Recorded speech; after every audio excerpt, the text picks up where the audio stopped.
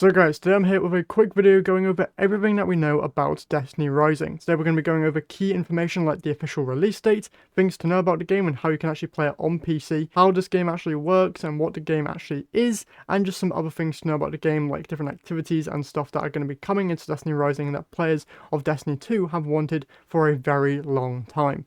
So let's jump straight in. First off with the release date for Destiny Rising, which is the 28th of August 2025. So that's now just 2 weeks away, which is just insane to say. Next up though, it is a mobile game and there is no PC or console launch date at the moment. Now that being said, you are able to play this game on PC thanks to emulators and the devs do seem okay with you doing that at the moment, but with the amount of feedback being thrown their way about people wanting this game to be on PC and console, I do feel like the devs will eventually add support for those platforms, but at the moment it's strictly just for your phone and also PC emulation. Now, this is a gacha game. Now, for those who don't know what this means, basically it's a game that's going to have heavy amounts of microtransactions and gambling in it. And for all of my Destiny 2 players who hate the amount of grind currently within Destiny 2, don't worry, because Destiny Rising will allow you to just pay your way through the grind, meaning that you can just spend real money to gain a very big advantage.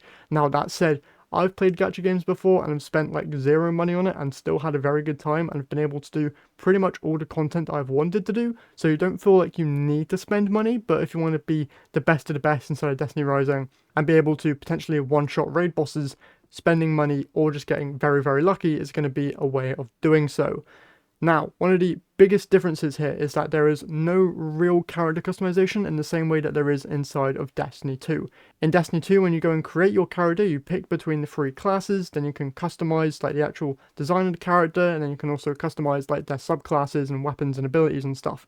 In Destiny Rising, everything is pre-built characters. So for example, one character called Gwen, who is the Void Warlock that we see in most of the trailers with the scythe, she can only use that Void Scythe as her super and only has shotguns and dual-wield sidearms as her available weapons. So you can't use an SMG on Gwen, you can't use a sniper on Gwen, you can't change her super ability, you are stuck with the Void Scythe and those two weapon options. But there is another character called Tan 2 who is also similar Warlock style, and they use primarily the Well of Radiance as their super and scout rifles and sniper rifles as their two weapon choices. You can't change anything about it, that's their kit down to bare bone basics. Now obviously there are skill trees that will enhance the skills on these characters or even add skills to them, but there's no real way of customizing or making these characters your own. They are kind of just set in stone characters that you can play as. Now obviously there are going to be skins for these characters, so you can customize the way they look to your preferred style of the skins that are available, but every character is going to be pretty much the exact same because there's going to be probably one correct way of building a character to make that character the strongest, and many people are going to go with that set build. Now, can you be unique with the different builds that you go for in terms of the different artifacts and stuff that you have on? Yes, but there's really only going to be one truly optimized way of playing each of these different characters, and that's what most people are going to go with. Now, I've already mentioned the upgradable class trees, and these are pretty similar to how Destiny 2 Year 1 class trees worked, or how other class trees work inside of other gacha games, where characters will have just set abilities that you can then unlock via leveling them up. But then there's also artifact slots, which I mentioned, which the best way I can explain it is it's kind of how Destiny 2 armor works right now, where these pieces of gear are going to be providing you with set bonuses, be it 2-piece or 4-piece, and these are the main ways that you're going to be able to customize these characters with the different 2-piece and 4-piece set bonuses that you have applied.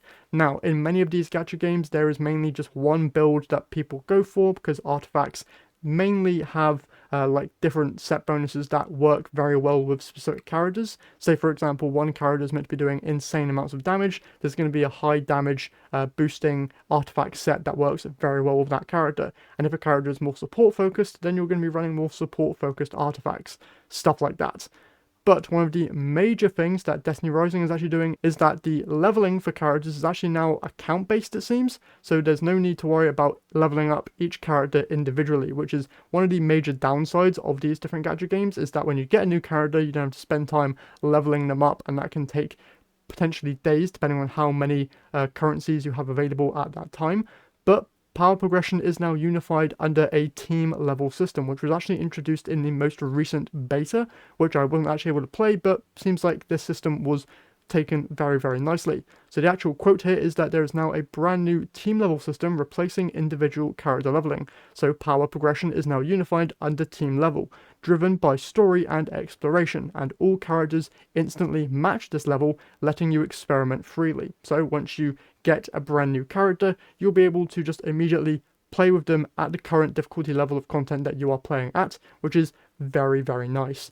Now though, this is obviously a gacha game, and getting these characters is going to be the main source of monetization for this game. And we actually do have a breakdown here of how these different character pools or banners are going to work.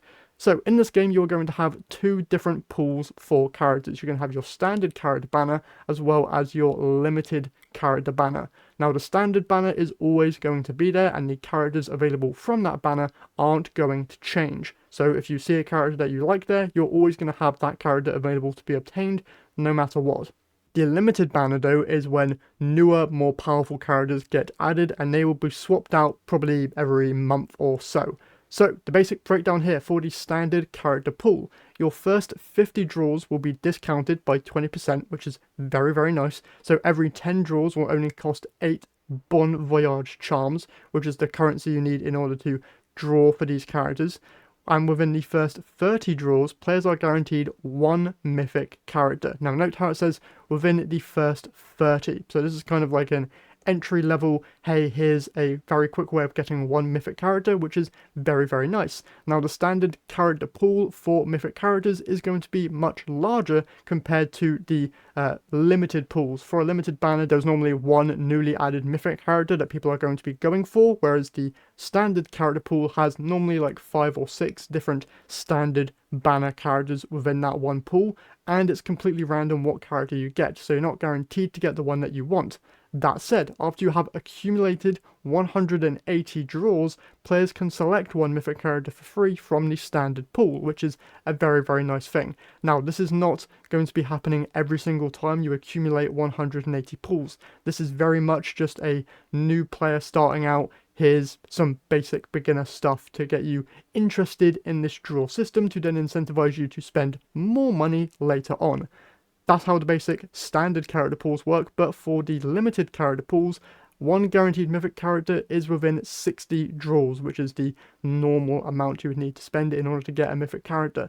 Meaning that if you wanted a mythic character normally, even within the standard character pool, after you've done your first 30 draws with that new player kind of bonus, you're going to need to be doing roughly around 60 draws in order to get a mythic character. And there are also Fortuna crystals, and these crystals can be exchanged for talent tree enhancements, which can be used to upgrade mythic characters. What this means is that if you get a duplicate character, you're going to be getting these crystals, making that character a whole lot stronger. So getting a duplicate character isn't really bad, but depends on what character you get. If you like the character that you got and you get more of them, that's great. But if you didn't get the character you want and you end up getting more of them, probably not going to be all that great. Now, that said, this Fortuna talent tree enhancement stuff is not something that people should be trying to max out immediately, because this is going to cost you a lot of money, and not many people are going to be maxing out these characters at all, unless you are a whale who just has so much money that they can spend on this game, like, it's crazy. Most of the time when I've played gacha games, I just get the character once, and that's me sorted. Like, the character's normally pretty decent on their own, and these upgrade trees for getting duplicates are really just a way of making them a whole lot stronger because you're spending an absurd amount of money to do so. Now, weapons do not seem to be earned through this gacha system, which is great, and are instead earned through gameplay. So just by completing things like strikes or PvP matches or raids, you're going to be getting these different weapons, and like I said, weapons are tied to specific characters. So stuff like I mentioned, shotguns and the dual-wield sidearms are exclusive to Gwen, although there might be another character that can use dual-wield sidearms later on. We don't know all that stuff yet, but just be careful of what weapons you are acquiring or want to get, because certain characters are limited with what weapons they can use. And I think I saw as well, there are like these little things that you can purchase that guarantee you different like exotic weapons. So don't direct purchase any weapons if you don't have any characters that can use those weapons, is another key thing to note. Now, going into the main activities within this game, obviously it's going to include classic Destiny things like PvP, strikes, explorable destinations, and even raids, but it also adds things from Destiny 1 like Sparrow racing, and even new things like clan housing and its own card game. Now, Sparrow racing has been a thing in Destiny 1 before, and it was a very much loved activity that for some reason Bungie hasn't even added back yet into Destiny 2, so seeing it here in Destiny Rising is going to be a very fun thing, and people are going to definitely want to play it.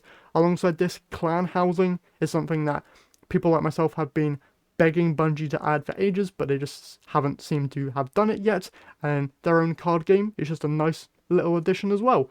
Drifter is even in this game, and he's the main person who introduces you to this card game, and it's just a whole lot of fun. So even outside of just the general shooting and looting stuff, there's a whole lot of other side activities for you to do, which is just such a good idea for this game, and I really do hope that Bungie themselves learns from these different things and is able to add them into Destiny 2 in the future. Also, the story for this game is all in its own. So it's set in a time before Destiny 1, but it isn't actually tied to Destiny 1 or Destiny 2 in any way other than some familiar characters. So you might run into Ikora Rey or Saint 14 or Osiris. Characters like those, but they're not going to be directly tied into the same narrative. So the narrative that takes place inside of Destiny Rising is not going to lead into the events of Destiny 1.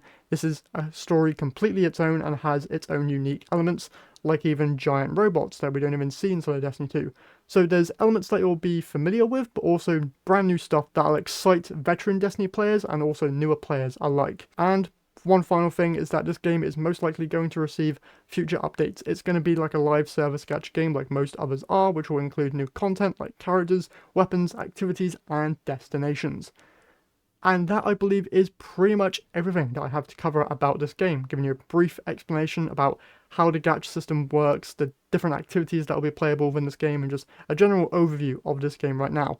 Now, obviously, over the next couple of weeks, I'm expecting that Destiny Rising will be showing off maybe brand new trailers and stuff, and if anything insane gets revealed in those, I'll obviously make separate breakdown videos. Like I said, the game comes out in a couple of weeks, and I'm going to be making a whole load of content on it when it officially launches. So make sure you are subscribed to the channel so you do not miss out on any of that future content. With that all said though, once again, I hope you guys have enjoyed. If you did, remember to leave a like and subscribe. And with that all said, I'll see you all in the next one.